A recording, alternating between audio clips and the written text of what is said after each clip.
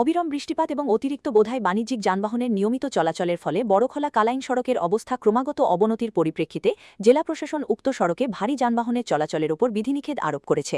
সড়ক ব্যবহারকারীদের নিরাপত্তা নিশ্চিত করা এবং সড়কের আরও ক্ষয়ক্ষতি রোধের লক্ষ্যে বড়খোলা মহাসড়ক এলাকা থেকে শিলচর কালাইন সড়কের খাম্বারবাজার পয়েন্ট পর্যন্ত সড়কাংশের সর্বাধিক 20 মেট্রিক টন এমটি গ্রস লেডেন ওজন বিশিষ্ট যানবাহন চলাচলের অনুমতি প্রদান করা হয়েছে।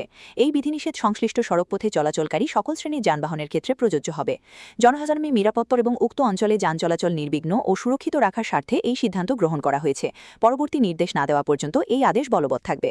যাত্রী সাধারণ ও পরিবহন সংস্থাগুলির যে অসুবিধার সৃষ্টি হবে তার জন্য জেলা প্রশাসন আন্তরিকভাবে দুঃখ প্রকাশ করছে এবং বৃহত্তর জনস্বার্থে সকলের সহযোগিতা কামনা করছে। কিটা নাম তোমার? তো এই যে রাস্তার যে বর্তমান অবস্থা এটা লইয়া তোমরা অসুবিধা হয় না নি? বেজান অসুবিধা হয় কিন্তু কিটা মতই আয় এখন আগে যাই আর কেন নাই। আর স্কুল কিটা কইবা গভর্নমেন্টের কাছে যে ঠিক করাইতো নি না? এটা কর্ম যেন ঠিক করাইবার লাগে আমরা বেজান অসুবিধা হয় যাওয়া হওয়ার মাঝে। কতটা স্কুল আছে দি?